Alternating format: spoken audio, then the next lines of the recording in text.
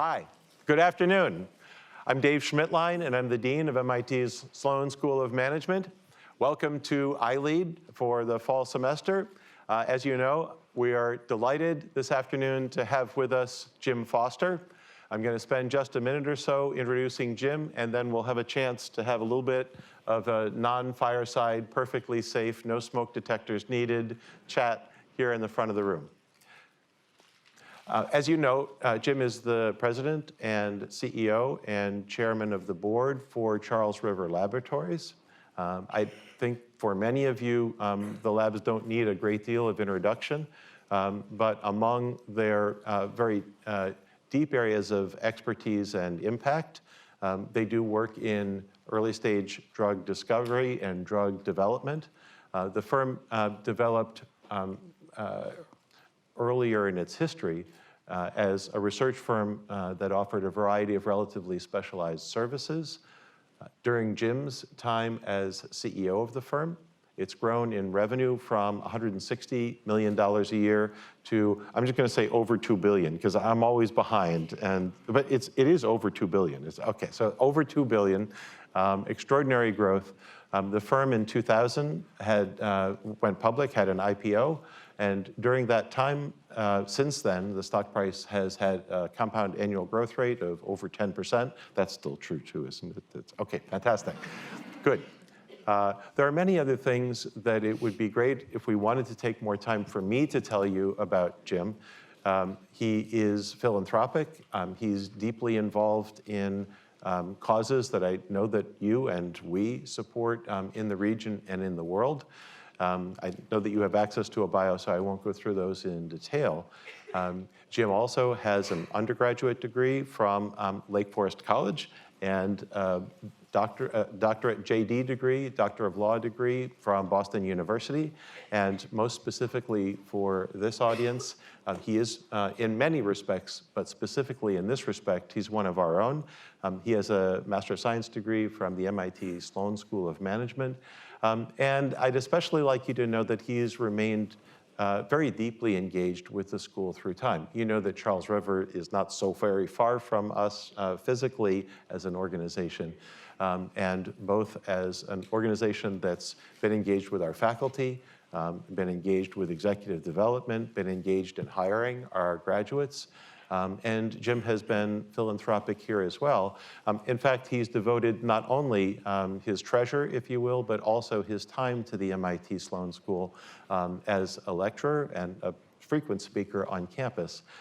So today we have a bit of a special opportunity with Jim to focus, yes, on some areas of substance, but also really to start with, Jim, this is your life. Maybe not all of your life, but a little bit of your life. And speaking of Jim's wife, I'd like to acknowledge that Jim's wife, Audrey, is with us this afternoon. Welcome to the MIT Sloan School. It's great to have you here, and I hope I've now gotten Jim in just the right amount of trouble after this session. And so, would you please welcome Jim Foster.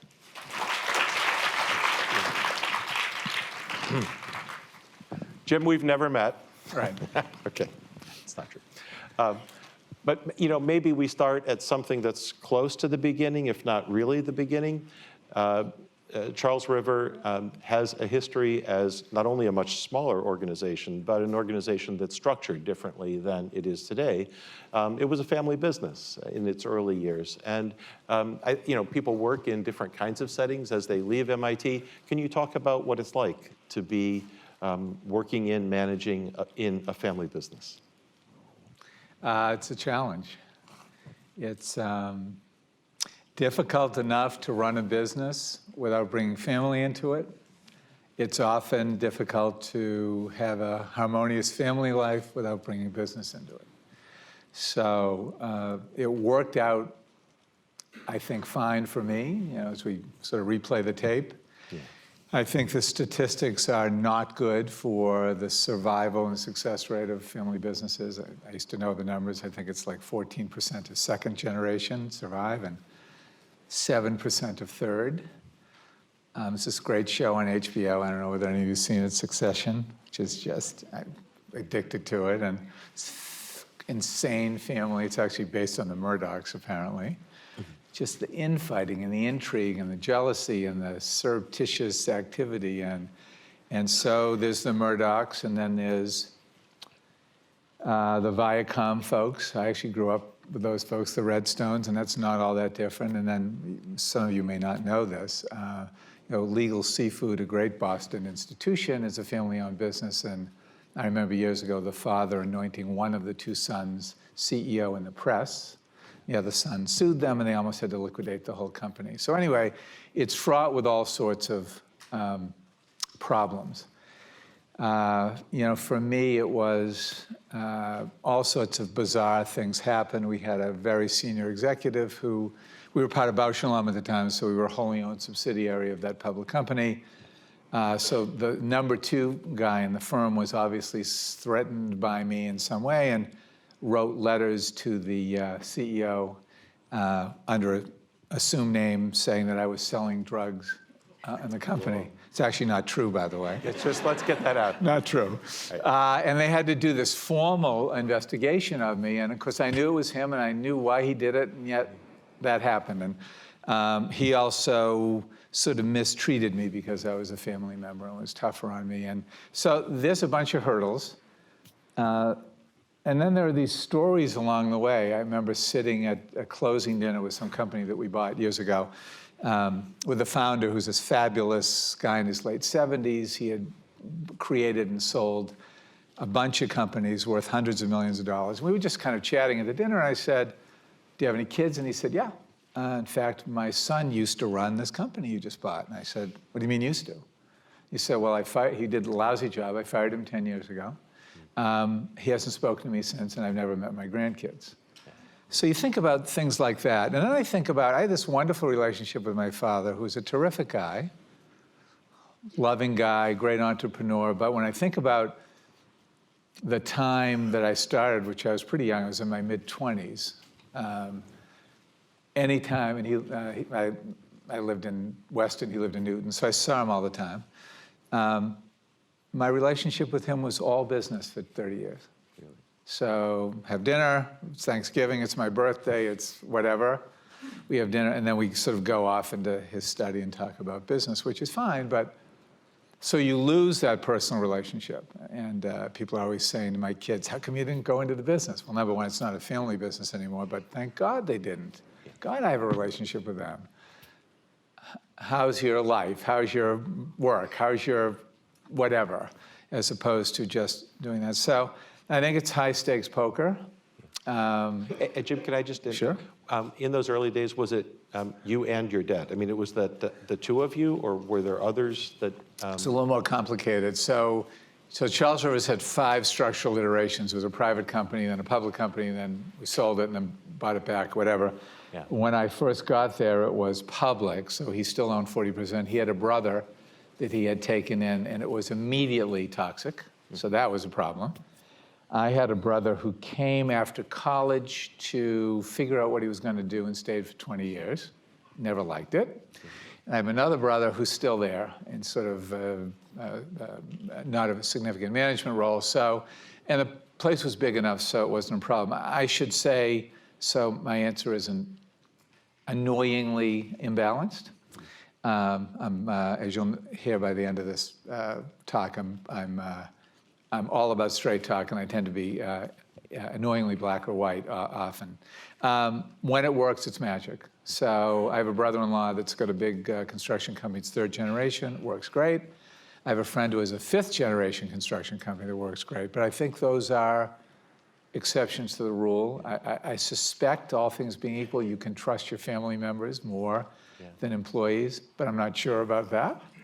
And then you get the whole spouse. So I just think it's complicated. So before we leave this, Sure. if I can ask you, did you ever think about leaving?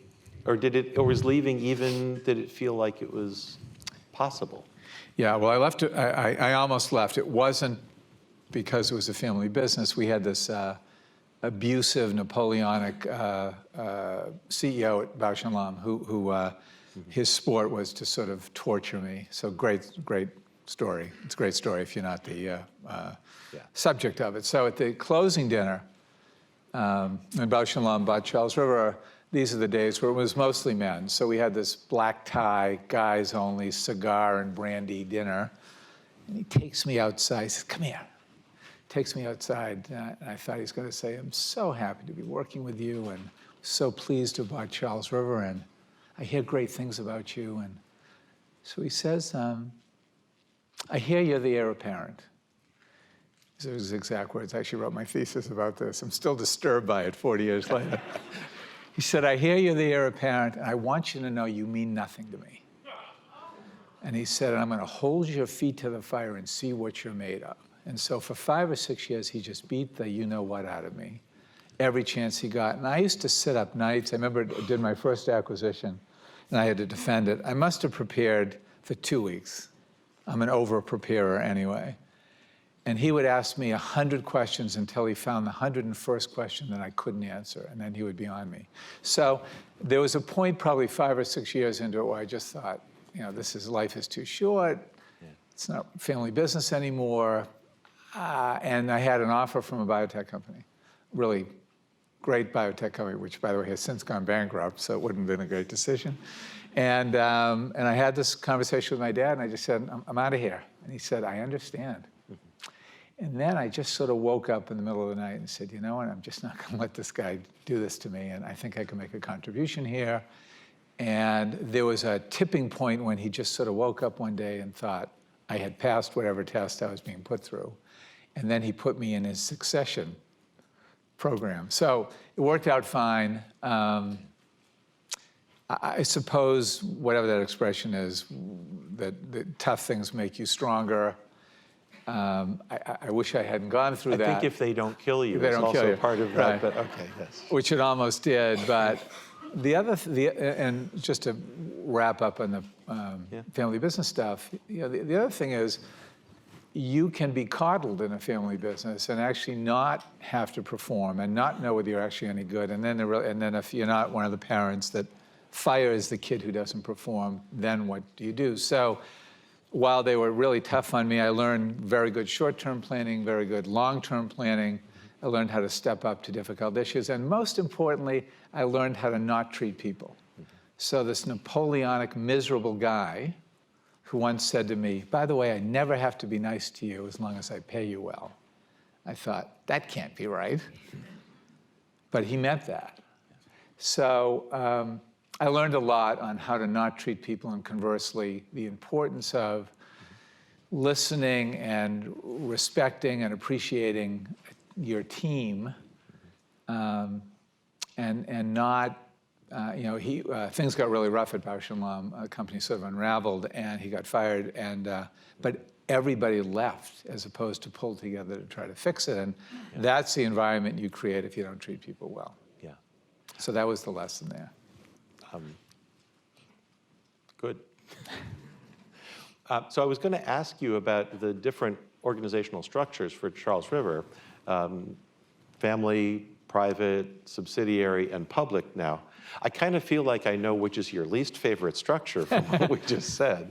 So then let me turn the question a little bit to the more recent years as a public company. And do you like that structure? Is it just something that serves the purpose of the moment? Are there distinct things about, doing that? So the reality is that it's all contextual. So the sort of grass is always greener. I wish it was private so I didn't have to deal with shareholders. I wish I could buy it back myself. I wish it was public because I'd love to have a currency to buy companies and to develop individual wealth. Mm-hmm. I wish it was part of a bigger company. It's all the same. And by that I mean that we work hard and we deliver regardless of what the structure is, and you always work for someone, unless you're Bill Gates, right? So you start a company, you work for the bank. You work for your friends and family who provide the money. If you were a wholly owned subsidiary, you work for a parent. I work for the shareholders. So you're always sort of answerable to someone. And so when Charles River was sold, this relative of mine who had built the company for when Charles River first went public, he had decided that the only way to do M&A was to go public. By the way, went public in 1968 after being founded in 47. and the total amount raised was $7 million. Yeah. Sort of a shocking and silly number, right? Yeah. Your fees are usually 3 to 5 times that now. But so you do that for M&A or for personal liquidity. Then when he decided to sell the company, you do that because, in his case, you didn't know what the next tranche was of technology, and you were uncomfortable with that, and you didn't want to put your personal wealth on the line. So you go and you find a buyer. And in that case, besides my personal agony with being part of Bausch & Lomb, it was a non-synergistic parent, which is not a good thing. So you don't want a parent that doesn't actually understand or appreciate your business. Bausch & Lomb made Ray-Bans, and we made mice. There was no synergy or correlation at all, except that we made money every quarter for 64 quarters, and they didn't. So we smoothed out the volatility. So there was a good reason there, but it got really problematic, which is why we had to do the LBO. And then you have more debt than you can imagine. And for those of you who understand private equity world in those days, if the company cost $100, you would put down 10 and you would borrow 90. So it was a mountain of debt, and high yield debt was 13.5% in those days. And then you sort of say, well, I can't live with all this debt because the private equity guys won't let us do anything. So we got really lucky. We got public 9 months later. About half our debt was gone, and 6 months later we did an LBO. So I will tell you that when we went public, there's this immediate pop of enthusiasm. So you've been buried in this private equity firm or in Bausch & Lomb, and now you have an independent identity, and you can see it online. Now, there's not always a correlation between your performance and the stock price, but over time there will be. So that's a terrific thing. It is a currency to do deals, principally large ones, because it's so dilutive, and I can't tell you how many employees have paid off mortgages, put money in the bank for colleges, bought second homes, or all of the above. So there is the ability. So we like the structure right now. I think if a company is broken, going private is a really good way to kind of fix that. Or you want to somehow sort of refine the business and add a bunch of things to it quietly.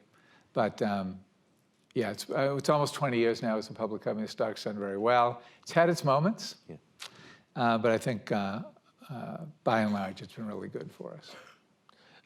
So another thing that we touched on in thinking about our time together today was sustaining growth. And we were just talking about the success that the firm has had. But as it gets larger, maybe a little more complicated to manage, or at least there are more levels, I'm imagining, in the organization. What do you do to sustain the expectation that the firm needs to continue to grow, if that's part of what you think is important? So we talk about it all the time. And so we are at the moment really lucky that we don't have a host of external factors that we're worried about. We don't have a bunch of exogenous factors that are likely to hurt us. All the noise about drug pricing, I think, is just noise. I think the biotech industry is extremely well funded. Our competitive situation is incredibly strong. And so when I get asked the question, which I do constantly by shareholders and sometimes by employees, well, what keeps you up at night? It's only about the quality of our execution. A lovely place to be. So we've doubled the size of the company in 5 years. We've doubled the size of our workforce in 5 years, and we'll double it again in the next 5 years. That's a really good thing. If the larger we get, the more facile and responsive we get. If the larger we get, the slower we get, that's a lousy thing. And so we're in the drug industry. We worked on 85% of the drugs that were approved last year. We also worked on most of the drugs that weren't approved last year, because most of them don't get to market. So you have thousands of little biotech companies who have a small amount of money and one shot on goal, and they're insane about speed. They call you at 10 o'clock in the morning and say, how's my study going? You say, pretty good. You tell them about the data. They call you at 1 in the afternoon. They say, how's it going? You say, I just spoke to you. I know, but how's it going in the last 3 hours? And then they call you again. And they mean it. They're insane. So if you slow them down, that's a problem. So I make a lot of analogies to our employees about being Amazon-like. I don't mean that literally. What I mean by that is at some point, you just can't buy anything anywhere else. They're too responsive. They're too efficient. The prices are too good.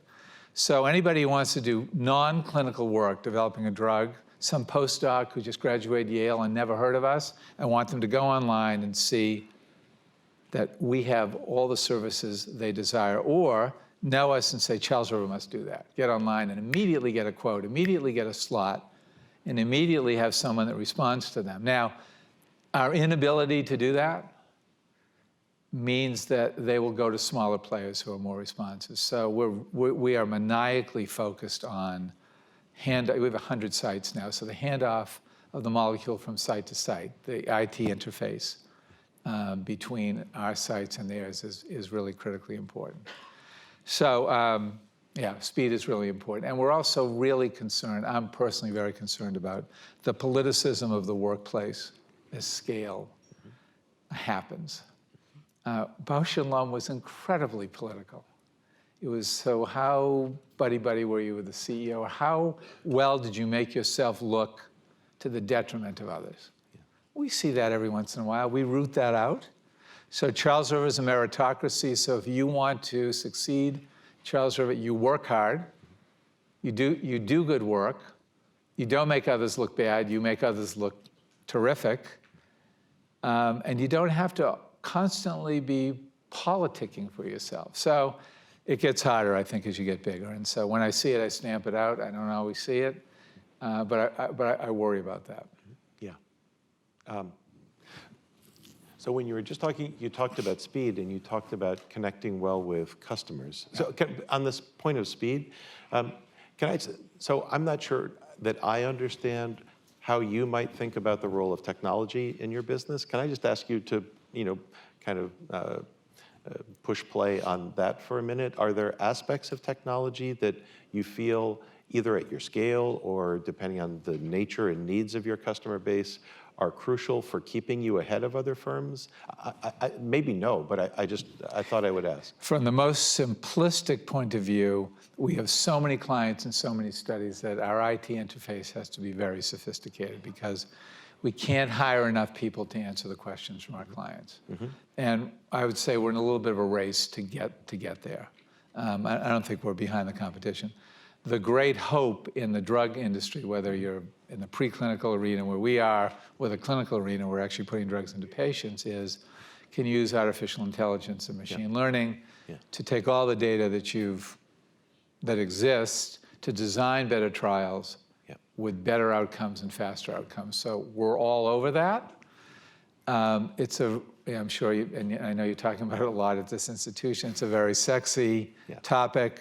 No one quite knows what they mean by it, and nobody quite knows whether it actually will be helpful in certain domains. Yes. We hope and believe that it will be in drug development. Yeah. Also, and I know this is too far into the weeds, but for some organizations, when you try to do that kind of AI machine learning, to build on your history of experience as a firm, sometimes that history isn't put together to lend itself to machine learning and AI, and so there's an investment to make in reconstructing that history, right, in a way. It's exactly true. The history may not be beneficial to what you're doing. And in our case, we want to get data from our clients, and they may not want us to have that, or may not give us permission to have it. So something that we're very focused on, I do think it'll probably be a necessity, because you may all know this, 1 out of every 10,000 things that look like it'll be a good drug gets to market. Those are bad statistics. And 1 out of every 100 that actually gets to the clinic, 5 years later, 6 years later, 8 years later, gets to market. So that's still 1 out of 10. So anything that can be done technologically to either kill non-promising drugs earlier and at least reduce the cost, or really allow the drug companies to focus in and hone in on the ones that look promising so there are more drugs that are approved, that's obviously critically important to society. Yep. So we've talked a lot about focusing on your clients and what they need. As a public company, you also spend a certain amount of time thinking about analysts in the street and how to be, let's just say, a good partner to them. So how do you think about that? Yeah. The interface with the street is a pretty interesting space. For me, it's really clear and pretty simple. I don't think it is for a lot of people. So I think that in life and in business, all you have is your integrity and your reputation. Nothing else matters. So you may have good quarters or lousy quarters. You may have failed acquisitions or no acquisitions. You may whatever. But if you always have your integrity intact, I think you can deal with anything. So we're extremely transparent. I think our preparation and in the depth of the materials we provide to the street, way better than the competition. This is what they tell us. They don't always like our quarters and our results, but we would never spin the results to obfuscate the realities. So I have these meetings all the time with shareholders. I just had a whole week of it last week. It was an interesting week. So they come in and they say, we just met with the CEO of your competitor, and he says everything's great, and you say the market looks really rocky. What's up? And I'm like, well, I'm not going to disparage him, but I'm just telling you how we see it. And I'm telling you that's the truth. And I'm telling you that that's our obligation is to tell you what the market dynamics are. And my obligation is not to tell you what you want to hear and hope that it works out that way. Then they come back a quarter later or 6 months later and say, you were right. I'm like, well, I didn't need to be right, but we just told you the truth. So all sorts of things happen to every company, right? We just had a cyber attack. There's all sorts of things happen. And so, and you know, I periodically teach that course, Managing Adversity, which now has another name. And it's about these difficult things that happen to a company and how do you deal with them? And so for me, it's always, you just deal with them honestly. And you tell your clients what the situation is, that they may not like it. And you don't hide and you don't cheat them and you don't sweep things under the rug. And so these conversations that we don't have, but I think other companies do, about sort of shades of the truth. I don't think there's any shades of it. You're either honest or you're dishonest. So the shades are going to get you into trouble. So, you know, our stock came out at $16, you know, whatever it was 20 years ago, it's 135. That's not a bad compounded growth rate. We've had our moments. Stock dropped from 70 to 20 one day. We've had missed quarters. How long did it stay at 20? Not very long, but, you know, we clawed our way back. Yeah.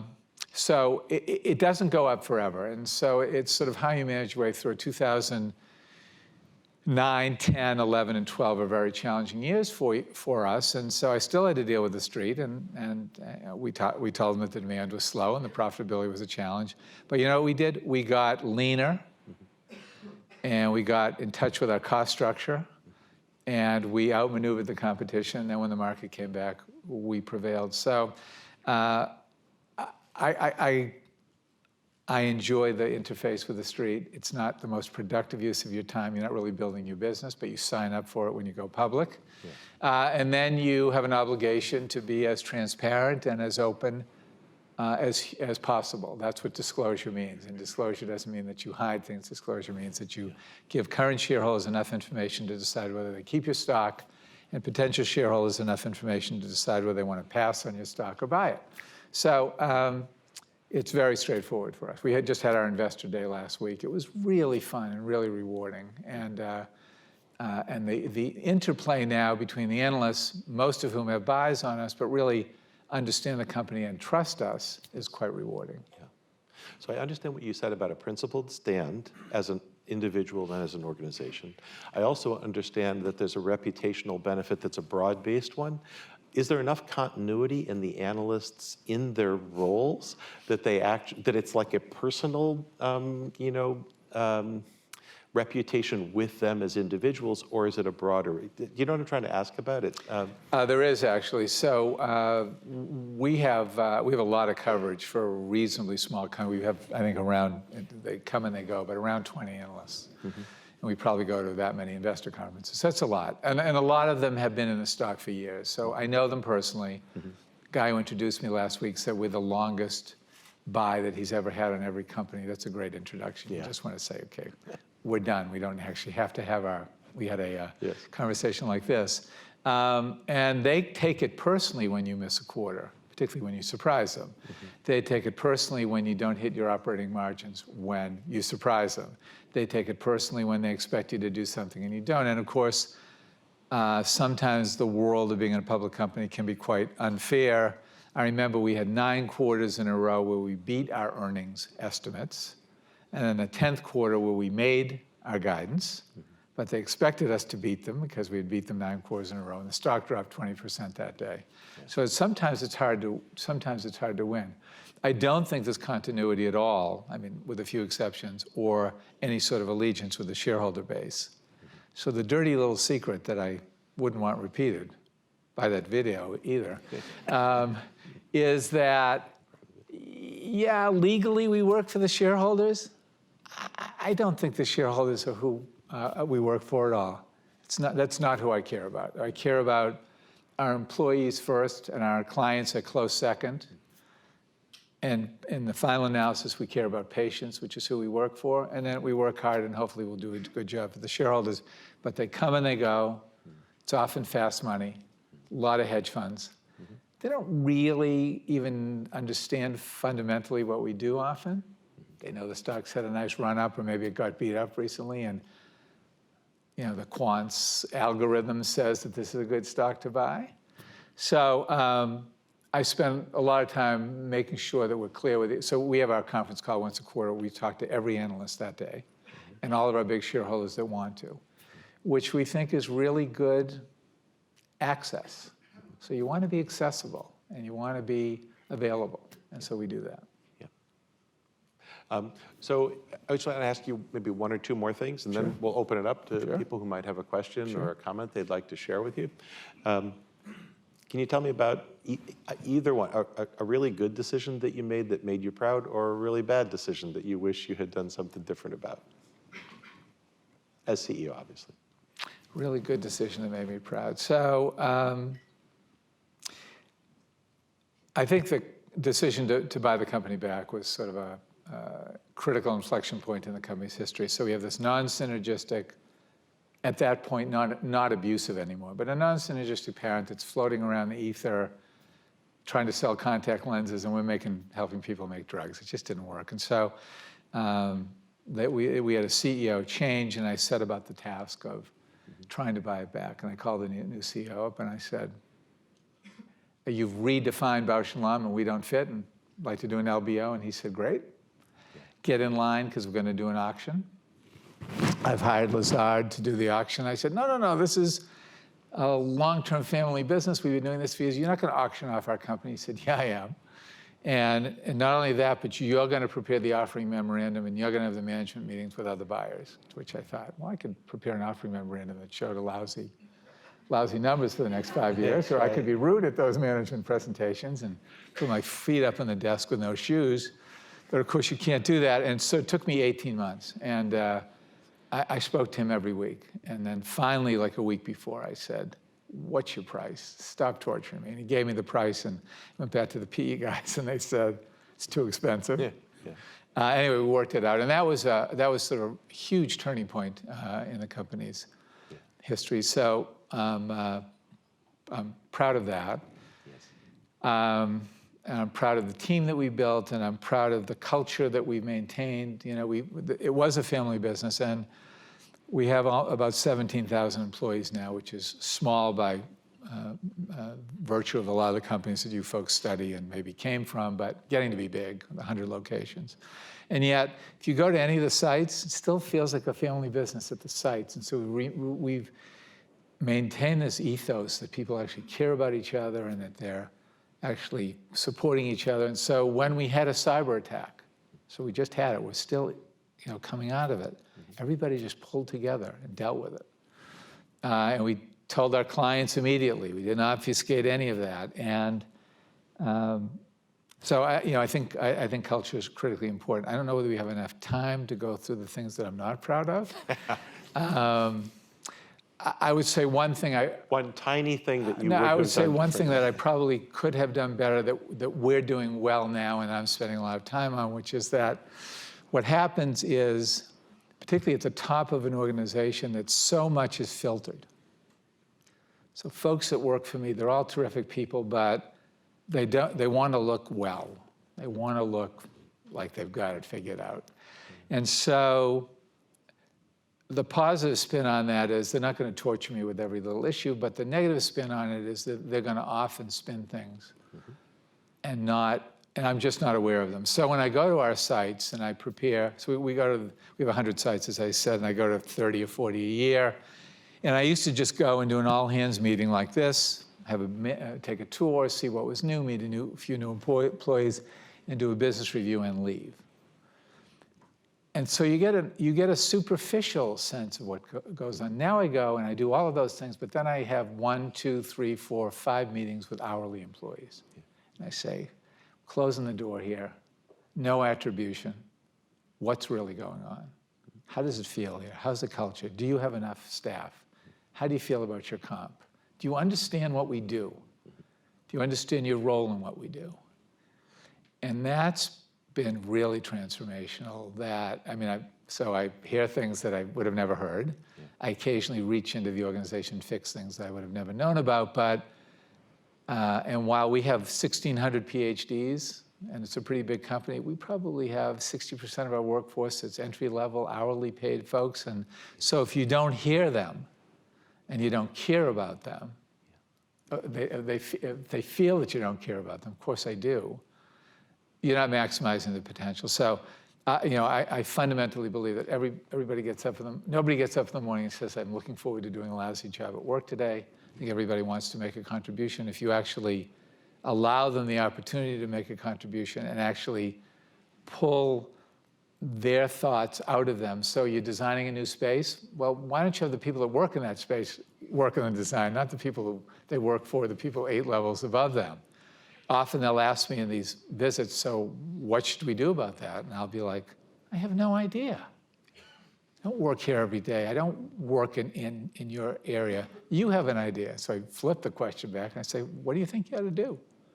And then sometimes I try to make sure that they get a role in doing it. So I think I could have spent more time being in touch with the hourly employees years ago. I'm doing as much of that as humanly possible now. It makes a fundamental difference in the slope of the company, our ability to attract people and retain people, and for them to be the best they can be. So maybe just one last question, just quickly. Sure. Is there anything during your time at MIT that stands out for you as something you wish, something you're glad you did, something you feel helped you in the time afterward? So MIT was magic for me. He paid me to say that, by the way. Actually, I think you pay me. I did pay you a lot, actually. It was at a really interesting point. So when Bausch Shalom swooped in and bought Charles River, I was the general counsel at the time. And I was an okay business lawyer, but I wasn't a great business person. Didn't feel particularly facile with strategy and finance and all that sort of stuff. So, and I definitely didn't want to stay and work for them. So somehow I knew Howard Johnson, who was the president of MIT. Yeah. And I don't know, I knew him through the MFA, I think. And he said, well, there's this program called the Sloan Fellows Program, blah, blah, blah. So I went, and it was this amazingly self-indulgent opportunity to step out of the world, step out of my job for a year. My wife was very nice. I had a 1-month-old. When I think back on that, how that even happened, it's a miracle. And so step out of your life for a year and be with really smart and interesting people from all over the world. They were mostly Fortune 20 companies, so that was maybe not the best cross-section for me to evaluate, but they were all quite successful, and they had it was IBM and Ford and AT&T and whatever, Boeing. And given our ages, I think I was the youngest person. I was 34 or 5, all the way up to 50, and we were as old or older than the faculty, and it was this great interplay. I remember a couple of cases. We had 3 IBMers, and I remember one of the professors talking about some IBM case, and he'd be like 10 minutes into the dissertation, one of the IBM folks raised their hands and said, nicely, yeah, that's not what happened. And just actually took over the class, and I remember that because it was an amazing exchange. So the professor wasn't insulted. They were like, wow, I didn't know that. Yeah. so there was this, it was an amazing collaboration between faculty and students, which I loved. It was an opportunity for me to sort of evaluate what these other folks were doing in their jobs and what the other companies were like. And we had a bunch of people. I know there's more now in the Sloan Fellows Program, but we had a bunch of people who were in between jobs or had started their own companies. And so that sort of evaluation was interesting. And for me, we had this seminar series. Every week we had a CEO of a prominent public company come. And for reasons that I can't explain, but it was really an important part of my personal growth and development, I just was fascinated by them. And I was fascinated by the diversity of folks that came. I remember the guy from Citicorp came with this entourage with a $10,000 suit, and he was just elegant and eloquent and like out of Central Casting. And then I remember the guy from Boeing, they were all guys at the time. I remember the guy from Boeing was this sort of gruff guy, not very well dressed and sort of used bad language and stuff, but that worked there. And I remember just thinking that all of these different styles, and some were quite open. I actually got to do that for a few years, but it was very interesting because you would do something like this, do Q&A, then have a cocktail thing, and then have dinner.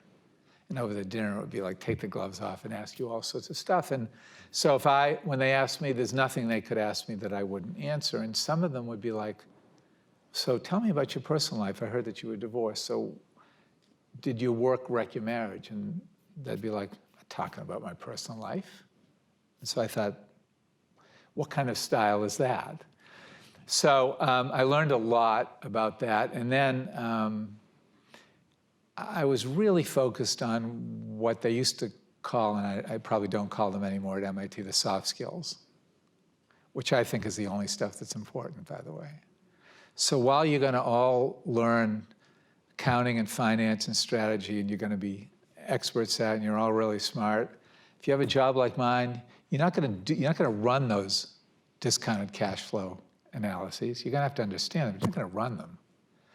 So the only thing that's actually important in your jobs is the quality of the people that you have, how they work together, whether you challenge them and stimulate them, and whether they stay, and how you structure things.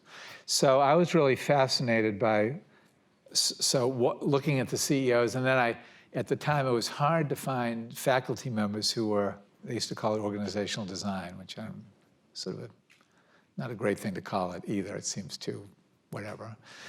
And we had to do a thesis in those days. And I did my thesis on a bunch of things that I thought were structurally wrong at Charles River.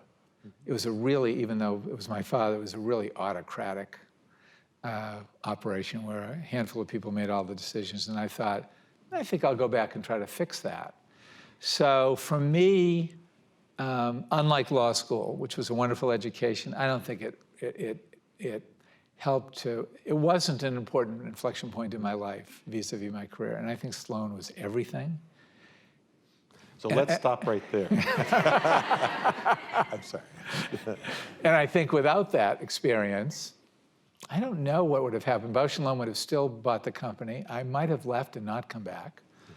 And I wouldn't have had the perspective to sort of evaluate opportunities, sort of be introspective, sort of recommit myself to going back and doing something. And I do think I obviously think I made a difference, but I do think that objectivity was critically important. Thank you. That's really good. So I know we need to be respectful of our desire to end at 1 o'clock, but it'd be great if we have time for a question or two for Jim. And if you have a question, just put your hand up. And we have a microphone that's coming. You can call on people if you want. It doesn't matter. I wanted to ask you about the roundtable group. You might say your name if you like. And Yeah, okay. I'm Fernanda.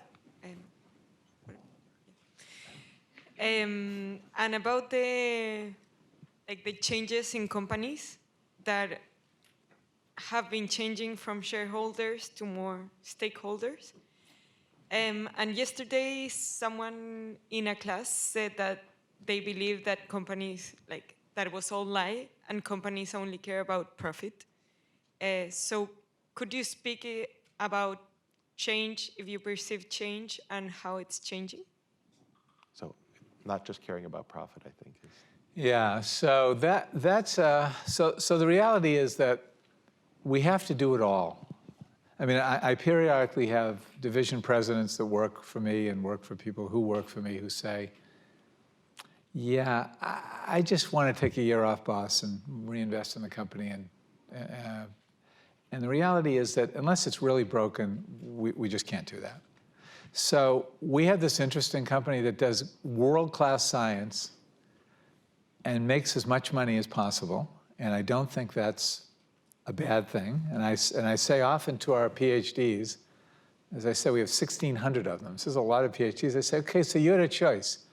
You could have gone on the faculty of the Yale Medical School, or gone to work for the National Cancer Institute, or somewhere else at the NIH, or been a researcher, and nobody would ever talk to you about profits. But by the way, you spend your whole life working on grants to fund your work. But you made a decision to come to a for-profit company, and we have to do both. So we will try to never do anything to impair the quality of your science to generate more profit. So that's the challenge. And what happens, which is just magic, is you have lab chiefs talking about gross margins. They didn't know what a gross margin was, a year before, but they understand that they have to watch their spending, which they would if they were at Yale Medical School or at Mass General. And yet they're part of something, I think, incredibly dynamic, touching 85% of the drugs that were approved, still doing great science, making perhaps more money and not having a smaller mortgage on their house. And so there is a duality. And certainly if you're a public company, if you try to take a year off from improving your profitability, your stock will get crushed. Now, if your company's broken, which ours isn't,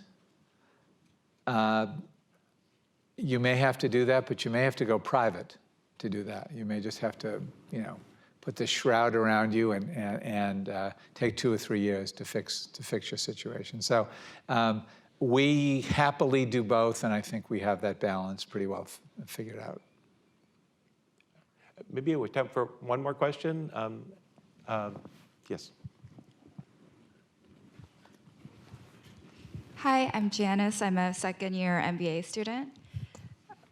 Understandably, by nature of what Charles River does, there's a big need for experimentation. But I'm curious your thoughts on the controversies around animal testing and how the lab thinks about weighing the need for experimentation, but also the discomfort around breeding animal testing. Yeah, so the way we think about it is that, Charles River probably has more veterinarians than any company in the world. So we're all about animals and caring for them and about them. We spend a lot of our time on research for alternatives to animal testing and to use as few as possible, and to look at alternative technologies. So I think we do as much, if not more, in that domain than anyone. The reality is that no drug that any of you have ever taken or are about to take, and no surgical treatment that you have ever had, have not been developed using some sort of animal model. And I have this conversation with people a lot, and so I had this conversation recently with the head of R&D of one of the big drug companies that will remain nameless, the company, who's an MD, PhD, and one of the most august medical doctors in the world. And I said, so how do you feel about the potential for alternative technologies? And he said, we don't understand the mechanism of action of most of the diseases that we deal with. And occasionally we stumble upon a drug that will help that disease, but we actually don't understand fundamentally how it works inside the human body. And we certainly don't understand the mechanism of action for diseases for which there are no drugs. And so to try to simulate the multiplicity of actions and reactions that will occur in your body when you swallow a pill or get injected with something is so unbelievably complex that I'm not going to say it'll never happen. I just can't imagine it happening. And I can't imagine the FDA, who's entirely focused on safety, being comfortable with that. Having said that, I've said for years that while Charles River started as a mouse company, we're really a research tools company. And so if and as the tools become inanimate objects, cell culture, computer systems, these little organs beating in a dish, we're fine with that.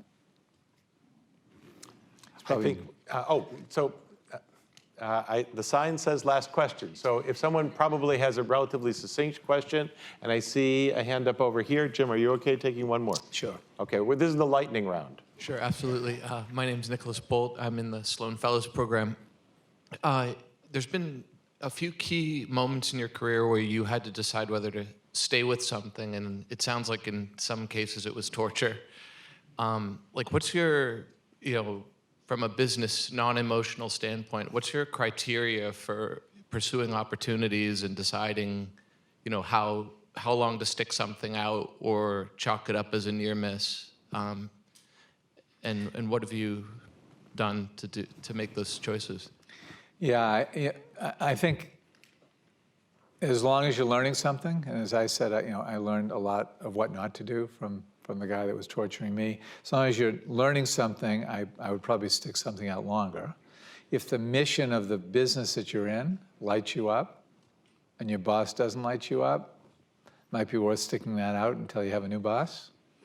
By the same token, I know that people leave their bosses, they leave bosses and they don't actually leave companies. So I do think that the mentorship and the learning that occurs at multiple stages in your career are critical, and I think you have to be as objective about that as possible. I think that jumping around too often is not particularly or necessarily beneficial to your career. And so, we have a company that we have 30-year employees that have had 10 jobs or 15 jobs in our company, all different, and have traveled to different parts of the world and gone back to school and gone from staff to line and line to staff. And so you can have a multiplicity of opportunities in a single company or in a couple of companies. So you have to figure out what's important to yourself and where you want to get to, and where you're at, even if it's difficult. Nothing wrong with being difficult some of the time, or even a lot of the time, whether it's worth enduring that, right? So it's a personal tolerance level. I think some people bail out too early, even though my pain was about 5 years. In retrospect, it would have been a mistake to bail out, probably for the company itself and certainly for me. So I'm glad I stuck it out. So that probably would be my overriding advice. Jim, you're a leader in our community. Thank you for being here today. Pleasure. Thanks for the openness and the willingness to really just go wherever the questions took you. Thank you so much. Thank you all. Thank you.